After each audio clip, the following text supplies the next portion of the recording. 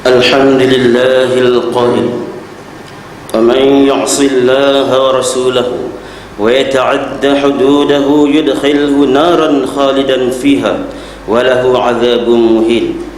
أشهد أن لا إله إلا الله وحده لا شريك له وأشهد أن محمدا عبده ورسوله. اللهم صل وسلم على سيدنا محمد وعلى آله وأصحابه أجمعين. أما بعد، فيا أيها المسلمون اتقوا الله أوصيكم وإياي بتقوى الله فقد فاز المتقون. قال الله تعالى: يا أيها الذين آمنوا اتقوا الله حق تقاته ولا تموتن إلا وأنتم مسلمون. Sedang jemaat yang dirahmati Allah sekalian, saya berpesan kepada diri saya dan hadirin sekalian, marilah kita tingkatkan ketakwaan kita yang sebenar-benarnya kepada Allah Subhanahu wa taala dengan sentiasa melaksanakan segala perintahnya dan menjauhi segala larangannya. Mudah-mudahan kita berbahagia di dunia dan di akhirat. Saudara Jumaat yang dirahmati Allah sekalian, ajaran Islam amat menitik beratkan batasan pergaulan antara lelaki dan perempuan. Pergaulan ataupun percampuran antara lelaki dan perempuan selayaknya dilihat sebagai sesuatu yang besar impaknya kepada keruntuhan moral ummah. Sering kita dengar istilah kawan, adik, kakak, abang angkat juga yang mendakwa sebagai rakan sembang di alam maya atau apa jua istilah yang digunakan sebagai merujuk kepada hubungan sosial yang sebahagiannya menjurus kepada perbuatan mungkar, terkadang membuang masa tanpa faedah. Syariat Islam tidak melarang pergaulan antara lelaki dan wanita asalkan mengikut lunas dan prinsip-prinsip yang ditetapkan oleh syarak. Malah Islam menggalakkan pergaulan yang sihat dan membuahkan manfaat kepada mereka.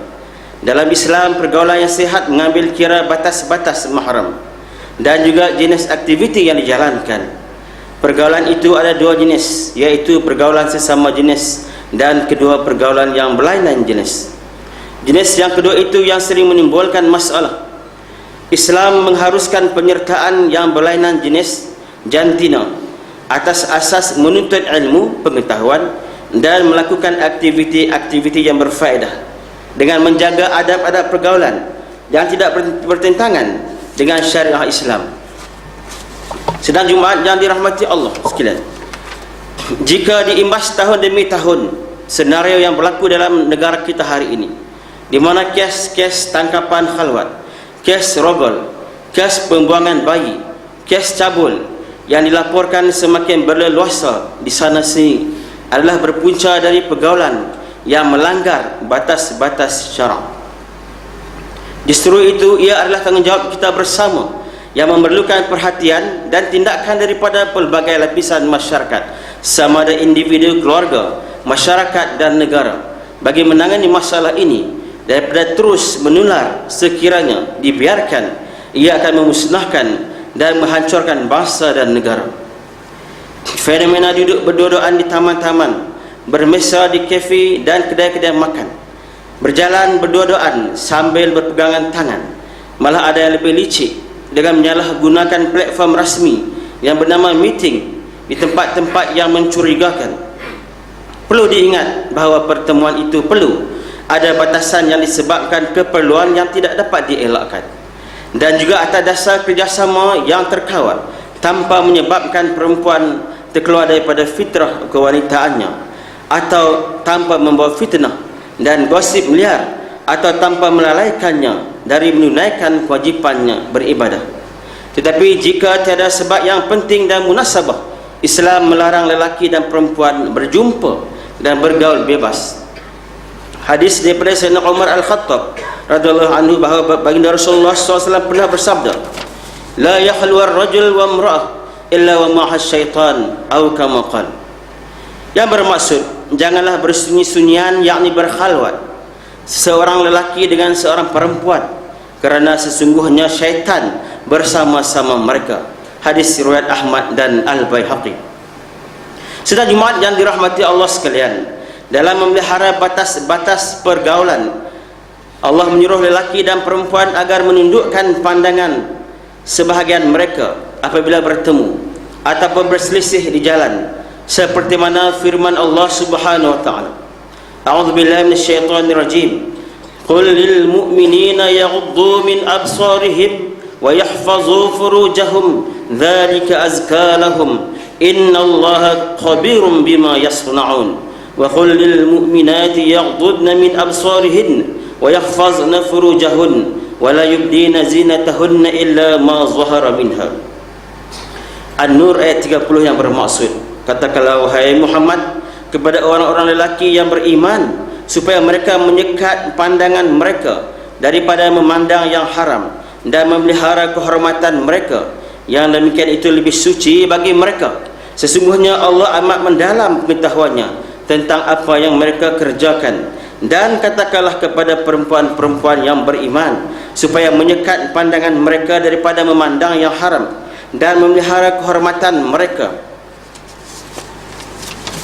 Dan janganlah mereka memperlihatkan persiapan tubuh mereka kecuali yang lahir daripadanya. Sedang Jumaat yang dirahmati Allah sekalian,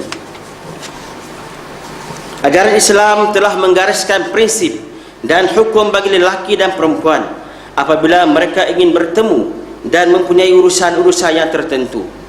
Islam telah meletakkan peraturan bahawa antara lelaki dan perempuan mesti mengawal pandangan dan tidak bebas bergaul antara keduanya.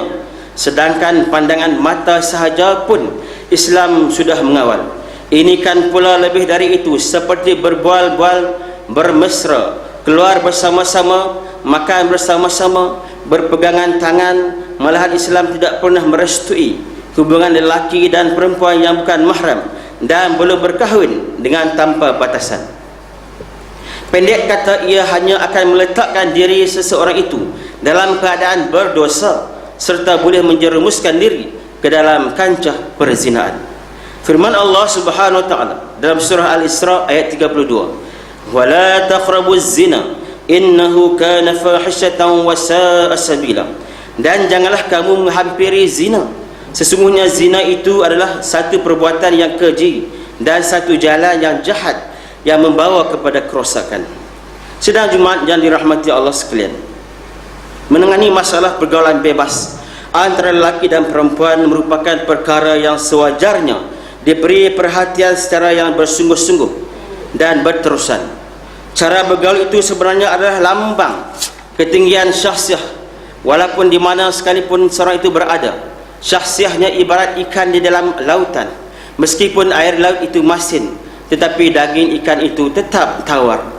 Dalam suasana apapun seorang itu berada, dia tetap memiliki prinsip jati diri, pegangan agar pergaulan berlaku dengan sihat, terhindar daripada fitnah dan sekaligus dihormati oleh orang lain dan mendapat keredaan Allah Subhanahu wa taala. Sedang Jumaat yang dirahmati Allah, ucapan setinggi-tinggi tahniah perlu diberikan kepada pihak sekolah yang berjaya mengasingkan tempat belajar lelaki dan perempuan. Sudah tentu sekolah-sekolah yang tidak menggalakkan percampuran lelaki dan wanita sekurang-kurangnya berjaya menutup pintu-pintu percampuran pergaulan bebas murid-murid dalam kelas, seterusnya menghindari anak-anak kita daripada perbuatan zina. Manakala sekolah-sekolah yang jelas percampuran lelaki dan wanita akan mengurangkan keberkatan, akan mengundangkan gejala yang tidak sihat. Kerana itu maka pihak-pihak berkuasa khasnya perlu memperbanyakkan sekolah-sekolah yang tidak mencampuri pelajar lelaki dan perempuan, khasnya di peringkat sekolah menengah. Perkara ini sepatutnya telah lama difikirkan dan dilaksanakan. Di atas kesedaran inilah ramai ibu bapa sekarang mula memilih sekolah-sekolah yang lebih membawa keberkatan untuk anak-anak mereka bagi masa hadapan mereka di dunia dan di akhirat, walaupun mereka terpaksa membayar yuran yang lebih tinggi. Apabila amalan Islam mula bertapak di sekolah-sekolah, maka kebaikan sebuah negara akan terserlah. Sebaliknya, jika sekolah gagal menanam akhlak dan amal soleh, negara akan dibanjiri dengan ribuan masalah dan kepincangan yang tidak berkesudahan. Sedang Jumaat yang dirahmati Allah, Usaha perlu dilakukan agar masyarakat kita kembali menghayati dan mempraktikkan akhlak yang mulia dalam kehidupan seharian mereka. Sesungguhnya yang wajib pada demikian itu ialah bersama-sama dalam kebaikan, saling bantu-membantu di atas kebajikan dan takwa dalam lingkungan batasan-batasan yang telah digariskan oleh prinsip Islam.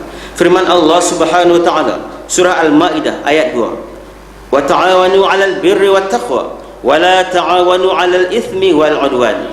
Dan hendaklah kamu bertolong-tolongan untuk membuat kebajikan dan bertakwa, dan janganlah kamu bertolong-tolong pada melakukan dosa, maksiat dan pencerobohan.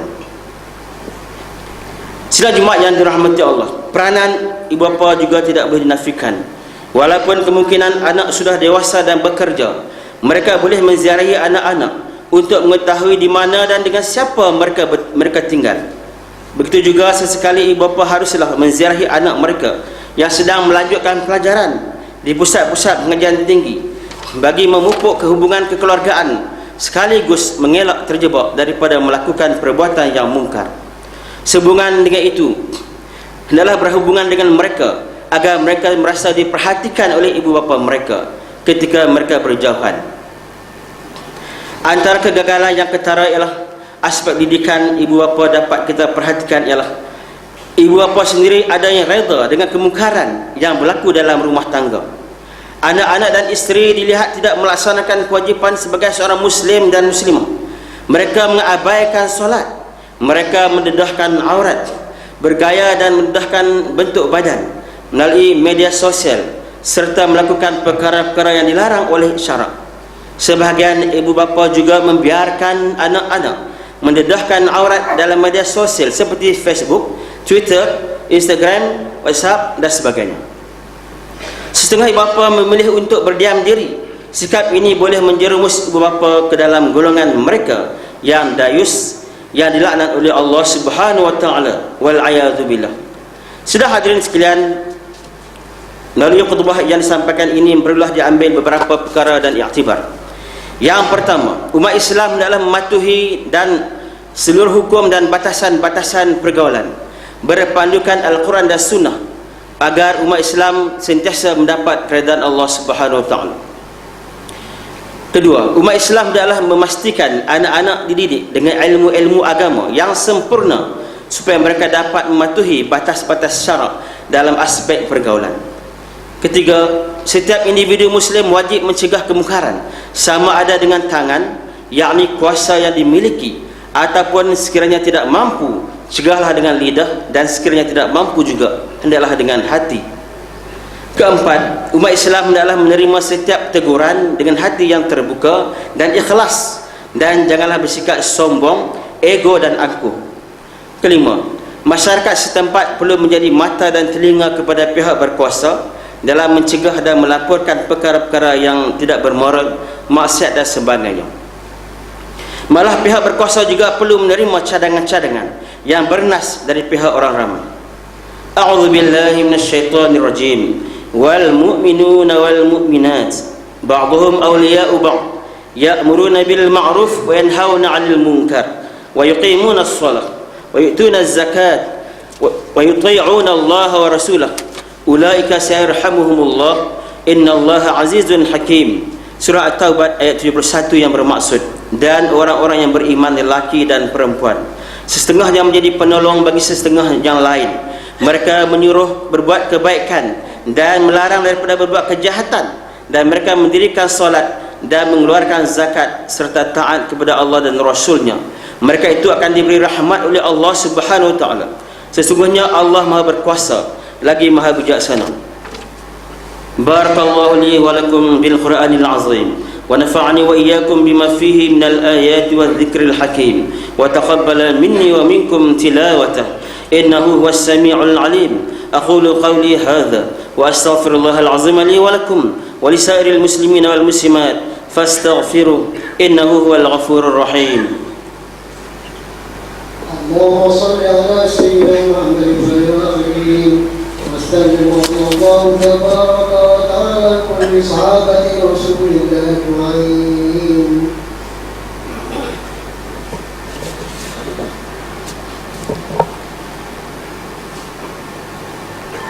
الحمد لله الذي أنزل على عبده الكتاب ولم يجعل له عوجا قيما لينذر بأسا شديدا من لدنه ويبشر المؤمنين الذين يعملون الصالحات أن لهم أجرا حسنا وأشهد أن لا إله إلا الله وحده لا شريك له وأشهد أن محمدا عبده ورسوله اللهم صل وسلم على هذا النبي الكريم سيدنا محمد وعلى آله وأصحابه أجمعين أما بعد فيا إخواني المسلمين اتقوا الله سبحانه وتعالى حيثما كنتم واعلموا أن الله بما تعملون بصير. Sidang Jumat yang dirahmati Allah, sekali lagi saya berseru diri saya dan tuan-tuan para jemaah sekalian, marilah kita sama-sama mempertingkatkan iman dan takwa kita kepada Allah Subhanahu wa taala dengan melaksanakan amalan soleh walaupun di mana kita berada, kerana sesungguhnya Allah Subhanahu wa taala Maha mengetahui dan sentiasa melihat segala perbuatan dan amalan kita, sama ada zahir ataupun batin. Mudah-mudahan kita sentiasa berada dalam rahmat pemeliharaan Allah Subhanahu wa taala. Amin ya rabbal alamin. A'udzu billahi minasyaitonir rajim. Innallaha wa malaikatahu yusholluna 'alan nabi. Ya ayyuhalladzina amanu shallu 'alaihi wa sallimu taslima. Allahumma shalli 'ala sayyidina Muhammad wa 'ala ali sayyidina Muhammad. كما صليت على سيدنا إبراهيم وعلى آل سيدنا إبراهيم وبارك على سيدنا محمد وعلى آل سيدنا محمد كما باركت على سيدنا إبراهيم وعلى آل سيدنا إبراهيم في العالمين إنك حميد مجيد. وارض اللهم عن الخلفاء الراشدين ساداتنا أبي بكر وعمر وعثمان وعلي وعن بقية الصحابة والقرابة والتابعين ومن تبعهم بإحسان إلى يوم الدين. اللهم اغفر للمسلمين والمسلمات والمؤمنين والمؤمنات الأحياء منهم والأموات إنك سميع قريب مجيب الدعوات ويا قاضي الحاجات. ربنا اغفر لنا ولإخواننا الذين سبقونا بالإيمان ولا تجعل في قلوبنا غلا للذين آمنوا ربنا إنك رؤوف رحيم. اللهم ول أمورنا خيارنا ولا تولي أمورنا شرارنا. اللهم إنا نسألك أن تعيد الإسلام والمسلمين وأن تعلي بفضلك كلمة الحق والدين وأن تشمل بعنايتك وتوفيقك مولانا الملك المقسم بالله محب الدين السلطان الحاج عبد الحليم معظم شاه ابن المرحوم السلطان بدليشة ولي عهد سمو الأمير تنكو الحاج عبد الملك ابن المرحوم السلطان بدليشة. اللهم امنحهم الرشاد وفقنا لهم السداد أصلح بهم العباد والبلاد واجعل التقوى لهم خارزات إنك رؤوف رحيم جواد يا لطيفا بالعباد يا أرحم الراحمين. ربنا ظلمنا أنفسنا وإن لم تغفر لنا وترحمنا لنكونن من الخاسرين. ربنا آتنا في الدنيا حسنة وفي الآخرة حسنة وقنا عذاب النار. عباد الله إن الله يأمر بالعدل والإحسان وإيتاء ذي القربى واليتامى وينهى عن الفحشاء والمنكر والبغي يعظكم لعلكم تذكرون. فاذكروا الله العظيم الجليل يذكركم واشكروه على نعمه يزدكم واسألوه من فضله يعطكم ولذكر الله أكبر والله يعلم ما تصنعون. أقيموا الصلاة.